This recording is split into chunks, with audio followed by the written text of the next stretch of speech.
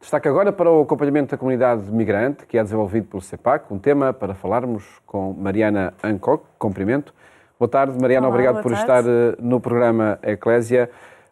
Falamos do trabalho do CEPAC no contexto das eleições legislativas, neste domingo que está para chegar. Que sinal é este da integração dos migrantes através do voto? O voto é, de facto, um sinal de integração plena? Então, muito boa tarde. Muito obrigada pelo convite que foi endereçado ao Centro Padre Alves Correia para estarmos aqui a falar de um tema tão importante e tão atual, com as eleições legislativas à porta. É importante realmente refletirmos sobre este passo fundamental na integração da população migrante. Efetivamente, ainda não é possível para a população estrangeira residente em Portugal participar nesta votação de uma forma alargada, à exceção da população brasileira, com quem há estabelecido um acordo de reciprocidade. Não é possível exercer o voto. E atenção, queria também frisar que o direito ao voto e elegibilidade que eu falei em relação à população brasileira, mas também se estende a outras nacionalidades, desculpe o lapso, prende-se com o poder local. Portanto, em termos da participação em eleições autárquicas, há um trabalho que o CEPAC tem vindo a desenvolver. Aliás, nas passadas eleições fizemos um trabalho de sensibilização para a questão do recenseamento e sensibilizar para a importância de participar ativamente nesse ato eleitoral. Para as legislativas não podemos fazê-lo. Fazemos assim um acompanhamento sério daquilo que são as propostas também dos partidos com assento parlamentar nestes programas eleitorais e vemos com muito bom agrado que, de facto, esta é uma questão que já tem vindo a ser debatida há muitos anos e que continua presente no programa de alguns partidos políticos, que é realmente este alargamento do direito ao voto e que numa democracia saudável e em processo de amadurecimento, como também a nossa continua a passar, é algo que deve ser discutido e que deve ser contemplado. Em causa está esse direito ao voto e também a possibilidade de ser eleito. Aí os constrangimentos são maiores? Aí os constrangimentos ainda são bastante mais, digamos que poderá ser mais moroso chegarmos até à questão da elegibilidade para cargos como Presidente da Presidência da República ou mesmo para Primeiro-Ministro. Mas, mais uma vez, são questões que deverão ser debatidas, porque a questão da cidadania, para que seja uma cidadania plena, a participação política também deverá ser plena. Obviamente que a participação política não se esgota na elegibilidade para cargos políticos, nem no momento de voto, mas continuamos também aqui a apelar para que realmente olhemos o conceito de cidadania como algo pleno e que todos deverão ter acesso. Também nesta expressão, nas diferentes eleições. E se a comunidade migrante, se a população migrante pudesse votar, estaríamos a falar de que taxa, até na diminuição da abstenção, se calhar, não é? Possivelmente. São feitas muitas sondagens, aliás, até se debate o excesso de sondagens hoje em dia, em termos de intenção de voto dos cidadãos portugueses. Seria muito interessante que houvesse uma sondagem no sentido de apurar qual seria a intenção de voto desta população que fica excluída à partida deste momento eleitoral e que, assim, feitas as contas de uma forma assim um bocadinho brusca, poderíamos estar a falar de 10% a 14% do eleitorado ativo. Claro que não estou aqui a ter em conta qual seria a taxa de abstenção dentro desta percentagem, mas que é uma percentagem bastante significativa, nem que fosse 1%. Temos de ter em conta que todas as pessoas residentes num país são afetadas por decisões políticas e políticas públicas que ficam a cargo destas decisões que são alargadas à população, mas lá está, não a toda. Exato, e não há essa possibilidade de participar também nos processos de escolha. O CEPAC, o Centro Padre Alves Correia, acompanha esta população migrante em diferentes contextos sociais.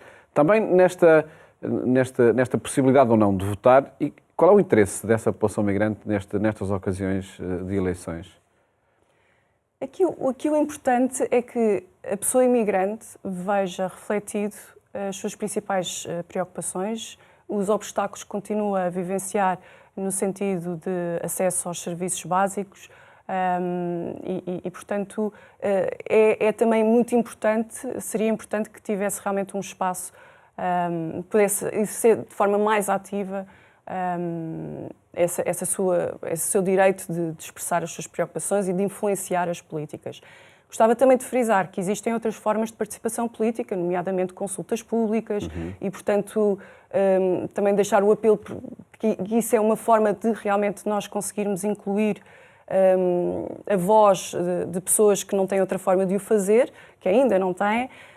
E, nesse sentido, o CEPAC também procura ter um papel ativo e interventivo em todos os fóruns que são possíveis e junto também de instâncias políticas e entidades públicas para dar voz a essas preocupações, tentando que as políticas públicas tenham em consideração o melhor interesse da população que nós atendemos, que, por norma, são pessoas ainda em fase de regularização ou mesmo numa situação irregular e, portanto, um dos nossos principais objetivos é realmente também contribuir para a migração regular e para a sua regularização, para que, lá está, possam ser derrubadas algumas barreiras que ainda existem, infelizmente. E há manifestações de interesse por parte da população migrante por participar nestes processos eleitorais? Isso lá está. Era uma sondagem que seria muito interessante fazer, de ir até às ruas e perceber como é que as pessoas se sentem em relação a ficar fora deste processo. Não lhe consigo dizer de forma generalizada se o sentimento é mais num sentido ou noutro, mas o que é certo é que a participação política é também um fator que contribui para o sentimento de pertença. Uma pessoa que não possa dar voz àquilo que pensa também como visão do país em que vive, obviamente que também não se sente tão incluído. Que questões urgentes é necessário que um próximo governo em Portugal tenha presente para a integração da população migrante? Primeiro, deixar nota que todos os governos deixam pontos positivos e também é de louvar algumas iniciativas que foram tomadas durante esta legislatura. E até durante a pandemia também, e durante a pandemia, em que foram aprovadas medidas excepcionais no acesso à saúde, por exemplo, que foi uma medida louvável e foi reconhecida amplamente até a nível internacional. A própria criação de uma Secretaria de Estado para a Integração e Migrações, que anteriormente não existia, que nós esperamos que continue, independentemente de quem venha a formar governo. Mas, em termos de pontos fundamentais, tendo em conta aquilo que nós acompanhamos no dia-a-dia da população migrante mais vulnerável, mais fragilizada e excluída socialmente, nós diríamos que a questão da saúde é essencial, no sentido de o nosso Sistema Nacional de Saúde permitir, de facto, atender da melhor forma possível toda a população, incluindo a imigrante, porque, obviamente, que a população imigrante e também quem está cá em Portugal, ao abrigo de acordos de cooperação, os evacuados por situação de doença que vêm para tratamento em Portugal, também são prejudicados e têm uma interferência enorme na sua vinda para Portugal e na sua permanência para fazer tratamento. Há muitos atrasos de consultas, portanto, é essencial que o nosso Sistema Nacional de Saúde seja cada vez mais robusto e consiga contornar todos os desafios que agora tem e foram evidenciados também durante a pandemia. Mas também a questão da habitação é essencial e o combate à segregação dentro das cidades, apostando mais também na questão da mobilidade dentro das cidades, da facilidade desse acesso por pessoas que têm mais carências económicas e também um ponto muito importante será a reforma do Serviço de Estrangeiros e Fronteiras, que também está em cima da mesa. Sim, que vai sendo, analisado também no espaço público e acredito que são temas tudo que o CEPAC vai acompanhando nos 30 anos de história que tem e que está a celebrar este ano, não é? É verdade, este ano celebramos 30 anos de existência enquanto IPSS ao serviço da pessoa imigrante. Referir que, apesar de a nossa Constituição legal remontar aos 30 anos passados, este serviço às comunidades imigrantes é ainda mais, ainda é anterior a essa data, de 1992. Portanto, começou sobretudo com os processos de descolonização, com o regresso de alguns cidadãos que foram para as então colónias e as vagas de imigração que também se disputaram, sobretudo a cabo-verdiana, nessa altura, 40, 50, 70, aliás, desculpe. E sim, vamos assinalar os 30 anos, temos previstas várias atividades.